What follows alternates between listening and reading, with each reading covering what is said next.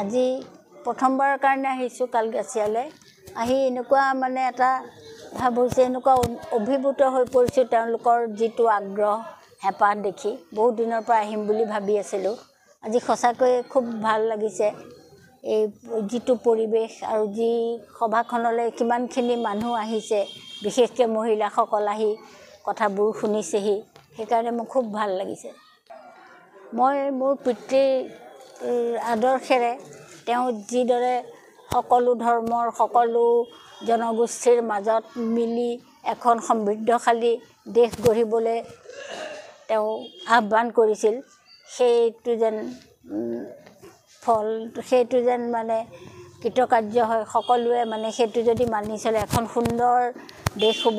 আৰু মানুহৰ মনত যিটো অশান্তিকৰ পৰিৱেশ সৃষ্টি হৈছে সেইবোৰ যাতে নহয়, তাৰ বাবে প্ৰত্যেকজনেই এটা চেষ্টা কৰিব লাগে। তেতিয়াহে মানুহ আগবাঢ়ি যাব পাৰিব আৰু এইটো সফল হ'ব।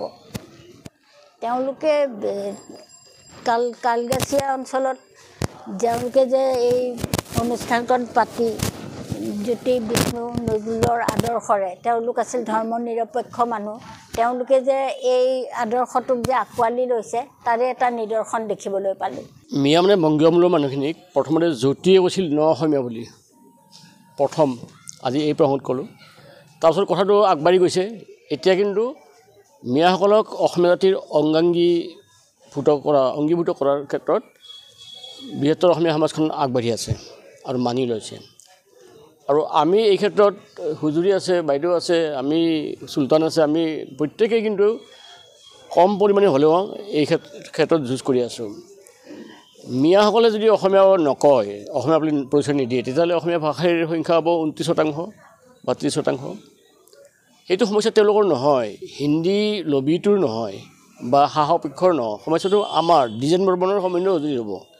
কাৰণ আমি এই যে আজি জ্যোতি বিষ্ণু বা নজৰুলৰ আমি স্তুতি কৰিছোঁ, মানুহৰ যিখন সমাজ গঠন আশা কৰা হৈছে, সেইখন সমাজত আমি অসমৰ পৰিসৰত আমি অসমীয়া জাতি হত্যাৰ, মোৰ এইখন কিতাপ ওলাইছে এই গ্ৰন্থমেলাত, হিন্দুত্ব বনাম অসমীয়াত্ব। আমি অসমীয়াত যি অসমীয়াত্বৰ কথা কৈছোঁ, জাতিগোষ্ঠী মিলি ন অসমীয়া বা মিয়া বা বংগীয়মূলৰ মানুহখিনি এইখন সমাজক লৈ বা এইখন সমাজৰ পৰা যিমানবোৰ ওলাইছে, কবি সাহিত্যিক ওলাইছে, আৰু যিসকলে শস্য মৎস্য বা সাহিত্য পথাৰখন পলসুৱা প্ৰাণৰ এটা পৰিচয় দিছে, এইখিনিক বাদিতো অসমীয়া জাতি হ'ব নোৱাৰে। আৰু বিষ্ণু ৰাভাই তেতিয়াই কৈছিল 1962 চনত যে তেজপুৰত সাহিত্য সভাৰ অধিৱেশন আছিল, তাত এটা জনজাতীয় নৃত্যক পৰিৱেশন কৰিব দিয়া নহ'ল। তেতিয়াই বিষ্ণু ৰাভাই কৈছিল যে ইয়াৰ ফলত অসমত কদৌ বাহৰ সৃষ্টি হ'ব। এই কদৌ বাহ, গতিকে বিষ্ণু ৰাভাৰ সকিয়নি, জ্যোতিপ্ৰসাদৰ সকিয়নি, এই সকিয়নিবিলাক আমি যদি মনত ৰাখোঁ, হেমাংগ বিশ্বাসৰ সকিয়নি, এই আটাইবোৰ মিলিহে, উপাদান মিলিহে অসমীয়া জাতি। গতিকে তাত এই মানুহখিনি, চৰ্চাপাতিৰ মানুহখিনি একেবাৰে এৰাব নোৱাৰাকৈ সাঙুৰ খাই আছে। এটা বৰ বিভ্ৰান্তিকৰ সময়ত বাস কৰিছোঁ। এই সময়ত আমাৰ যিবোৰ ঐতিহ্য প্ৰমূল্য, যিবোৰে আমাক এখন মানৱমুখী সমৃদ্ধিশালী সমাজৰ ফালে আগবঢ়াই লৈ যাবৰ উপক্ৰম, সেই সময়ত কিছুমান বিভ্ৰান্তিয়ে আমাক আহি দেখা দিছে। তেনে এটা সময়ত এই যে জ্যোতিপ্ৰসাদ, বিষ্ণু ৰাভা, নজৰুলক লৈ যিটো আপোনালোকৰ অনুষ্ঠান, এই অনুষ্ঠানটোৰ 25 বছৰীয়া এই জয়ন্তীত আচলতে আমি ইয়াৰ লগত যিসকল যুক্ত, তেওঁলোকক এই যিটো প্ৰচাৰ এই সময়ত চলিছে, প্ৰচাৰ মানে অপপ্ৰচাৰ, আৰু এই প্ৰচাৰটোৰ জৰিয়তে আচলতে ৰাম মন্দিৰৰ নামত ৰাম সকলোৰে ঘৰে ঘৰে আছিল। মানুহে ভাগৰ লাগিলেও উখৰাম বুলি জিৰণি লৈছিল। ৰাম অতদিনে পৰ্ণকৃত্যতে আছিল, কিন্তু এতিয়া ৰামক ৰাজহুৱা যজ্ঞৰ মাজেৰে প্ৰতিষ্ঠা কৰিবলৈ বিচৰা হৈছে। আৰু তাত আমি দেখা পাইছোঁ যে ধৰ্মতকৈ ৰাজনীতিৰ গুণ বেছি।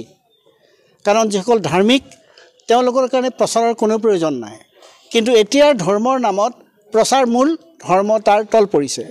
গতিকে তেনে এটা সময়ত এইসকল সমাজ সচেতন শিল্পীয়ে যি বাণী আমাক সমাজক দিছিল, সমন্বয়ৰ বাণী, সকলো ধৰ্মৰ সকলো বিভেদৰ সমন্বয় সাধন কৰি তাৰ পৰা দুষ্কৃতিৰ বিৰুদ্ধে যিসকল সংস্কৃতিবান, তেওঁলোকক যুক্ত কৰাৰ যি আহ্বান জ্যোতিপ্ৰসাদে জনাইছিল আপোনালোক সকলোৱে জানে। জ্যোতিপ্ৰসাদে কৈছিল যে সংস্কৃতিয়ে কেতিয়াও সংঘাত নহয়, সংস্কৃতি আৰু দুষ্কৃতিয়ে সংঘাত হয়, দুষ্কৃতিৰে শেষত পৰাজয় হয়, সংস্কৃতিৰে জয় হয়। সেই সংস্কৃতিবানসকলৰ এতিয়া প্ৰধান কৰ্তব্য হৈছে, দায়িত্ব হৈছে যে যিসকল মানুহ এতিয়াও বিষাক্ত বিষবাষ্পৰ চিকাৰ হোৱা নাই, তেওঁলোক সংখ্যাত যথেষ্ট, তেওঁলোক সংগঠিত নহয়, সেইসকলক আমাৰ সংস্কৃতিৰে আমাৰ কৰণীয় কামেৰে তেখেতসকলক উদ্বুদ্ধ কৰিব লাগিব। আমি জ্যোতিপ্ৰসাদ বিষ্ণুৰাভাৰ যিখন সমাজ সকলোৰে সুখ আৰু সমৃদ্ধি শান্তিৰ মাজত থকা, সমন্বয়ৰ মাজত থকা সেই সমাজৰ তেতিয়াহে আমি পথিক হোৱাৰ গৌৰৱ অৰ্জন কৰিব পাৰিম।